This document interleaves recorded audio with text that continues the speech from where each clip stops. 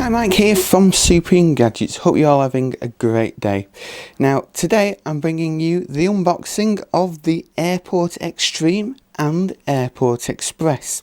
Now, if you've watched my previous video that I've posted today, you'll know that I've actually had a few issues with my current Netgear router setup. So what I've done is upgraded to the AirPort Extreme and the AirPort Express. The Extreme is going to be the main base station up here in the studio, and the Express is actually going to be an additional base station downstairs in the living room, where it will extend the actual network area that it covers. Okay, so let's have a look at the unboxing. So first of all, we'll have a look at the AirPort Extreme. Okay, it's fairly tall packaging, and on that side we've just got the Apple logo. We've got a few of the tech specs on the back, and it just discusses the, if I can just bring it in a little bit there.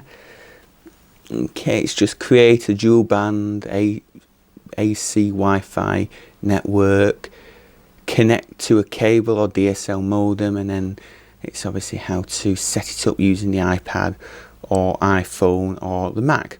You can't actually use Windows to set up this new AirPort Extreme. It is Apple only.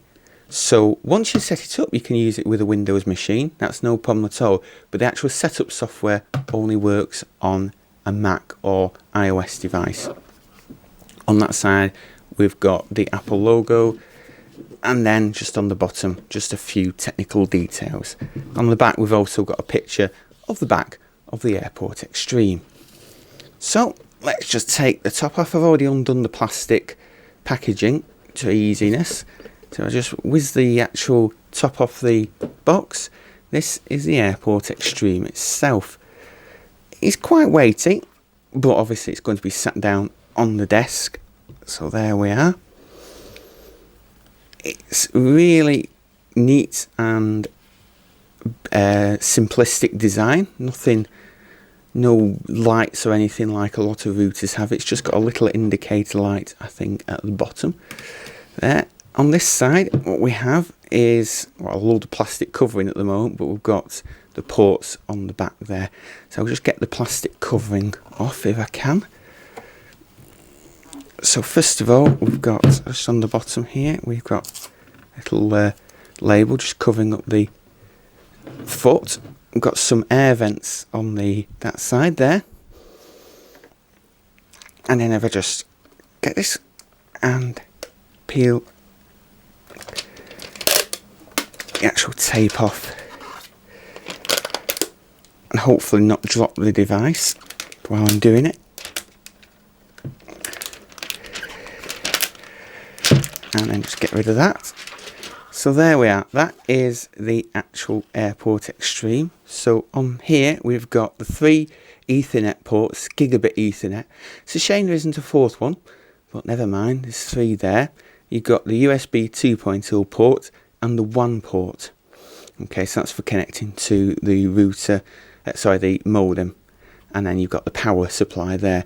There's no transformer with this, it just plugs straight into the power supply. Because the power unit transformer, and that's inside. On the front, you've got a little LED indicator light there. On the top, you've got the Apple logo, and that is about it. So that is the AirPort Extreme. Just have a look what else we've got in the packaging. Just lift this little lip up here. We've got the power cable, so it's USB 3-pin UK plug for the power cable. And then we've just got some actual instructions as well. So just look at these.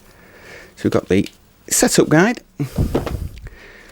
Setup guide in foreign language. Another setup guide in a foreign language. Another setup guide in a foreign language. And then that is the warranty as well. And that is all that's included in the box. So that is the AirPort Extreme. So moving on to the AirPort Express now. As you can see by the box, it does actually look like an Apple TV, a white Apple TV. Now this isn't AC, it's only 802.11n, but that doesn't really matter because it is going to be a secondary unit. Okay, so you've got the Apple logo there, some tech specs on the back. So you've got create a wireless network for all your devices. It's 2.4 gigahertz and 5 gigahertz. Use AirPlay and share a printer.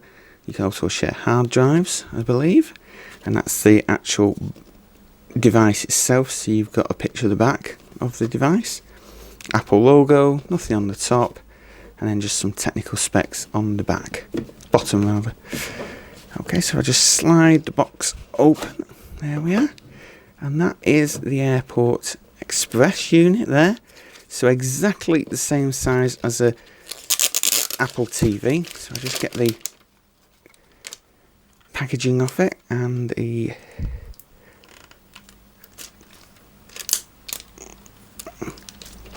label. So there we are. You can just about see the Apple logo on the top, embossed in the white. On the back, got power supply, WAN port and Ethernet port, the USB and an audio jack. So you can actually plug this into a home stereo and do AirPlay through the home stereo. Got a little indicator light on the front, and the rest of it's just white. So that is the AirPort Express. As I said, exactly the same size as the Apple TV, so it'll fit nicely downstairs with the Apple TV. Okay, so just undo the rest of this. So we've got a fairly long power cable there, which will do nicely. Okay, UK 3-pin, as I said from the before. And then we've got the setup guide. So we've got the setup guide in English and then in various foreign languages as well. And finally, we have the limited warranty information as well. So that's all that's included in the box. There's no Apple stickers in either of them because they are an accessory, not an actual main product of Apple. So unfortunately, we don't get the Apple stickers. Okay, so that is the unboxing of the, if I just get the rubbish out of the way, the Apple AirPort Express and the AirPort Extreme. You can see the AirPort Express does fit nicely on top of the AirPort Extreme, so they're the same size. If I just zoom out a little bit, they are the same sort of dimensions, but obviously the Extreme is quite tall. It's a tower, whereas that's only a mini. Okay, so that is the unboxing. Right, just a quick update on the actual situation with the AirPort Extreme and Express. I set it all up and it all appears to be working fine. I removed my old router, which is just here now. That is the old router, all unplugged, and the AirPort Extreme has taken that place now. Now, the thing was, I did actually say in the video you needed the Mac or an iOS device to actually set up the device. I'm not entirely sure how true that is, because the actual instructions say you require AirPort Utility version 6, which is actually only available on the Mac or iOS. However, I do have a Windows system, and I went onto that and I installed AirPort Utility 5.61, which is actually the older version. Now that actually supports, no problem at all, the AirPort Express, but not the actual AirPort Extreme, according to sort of the literature. However, once I'd set up the AirPort Extreme, got everything working with my Sky Hub downstairs and that, I installed the software on the Windows system and then went into it, and it actually spotted both the AirPort Extreme and the Express, and I could read details about both of them on the Windows system. So you might be able to actually set it up on the Windows system. The difference is, with the older version of AirPort Utility on Windows, is it doesn't actually give the proper icon for the Extreme. It's just a standard Wi-Fi symbol. So it recognises it, but it doesn't recognise exactly what model it is. So there may be a few difficulties in actually setting the device up. However, you can actually access all the system status and that once everything's set up. And in actual fact, AirPort Utility 5.61 has got a few extra advanced features that are missing out of AirPort Utility version 6 on the Mac. So in actual fact, if you hop onto a Windows system, if you've got the latest version of the Mac, you can actually still access some of the more advanced features of the Extreme and Express, which is a bit crazy really, considering they're Apple products. I haven't actually tried installing the old version on the Mac, because I do have Yosemite. I just thought, being as I've got a Windows system, I might as well pop it on there and give it a try on there instead, rather than messing anything up on Yosemite.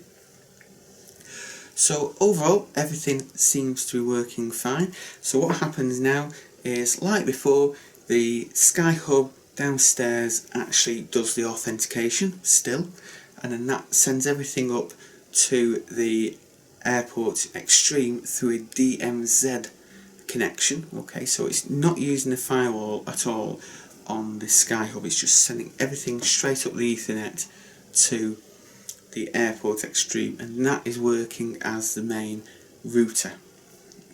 Okay, now it does actually come up with an error message. When I did that, it came up with a double NAT error, but you can ignore that because it does seem to work fine other than that. And set up the Wi-Fi. I set it up with the exact same SSID and password as my old Netgear router, and every single device is connected to it without a hitch. No problems at all. They don't even say, oh, you've got a new network, we need to reconfigure or anything. That's it, they just seem to work straight out of the box, which does make a change, because last time I actually got a new router, when I actually put all the information into there, even though I kept the SSID the same and the password the same, a lot of devices said, oh, you've got a new network, and I had to re-input the password and everything. But this time around with the AirPort Extreme, it does seem to have gone a lot smoother. Now the AirPort Express is situated downstairs in the living room near our television, and that is working fine. It's connected via wire to the Extreme, because we've got an Ethernet cable running downstairs to the Skybox and that sort of thing in the living room. So I've just run off from the actual hub downstairs into the back of the Express. So we've got the extra Wi-Fi extension down there as well. Plus it's also plugged into the living room hi-fi, so you can AirPlay music from your iPhone, your iPad or Windows or Mac computers straight onto the hi-fi, which works absolutely brilliantly as well. So overall, really impressed with the AirPort Extreme and the AirPort Express. So I just thought to bring you this quick update. So until next time, thanks very much for watching. Bye! Well, thanks for stopping by and checking out our video. If you liked it, be sure to give it that thumbs up, and you can always leave a comment below to let us know what you thought as well. Be sure to subscribe, that way you get kept up to date with all our brand new videos as soon as they're released. Check out our blog by clicking this button over here, and you can always follow us on Twitter and Facebook too, at Supreme Gadgets. Also, if you want to watch another of our videos, click on it, right here. You sure can't tempt you? Go on, click on it. Alright then, we'll see you next time. Bye for now.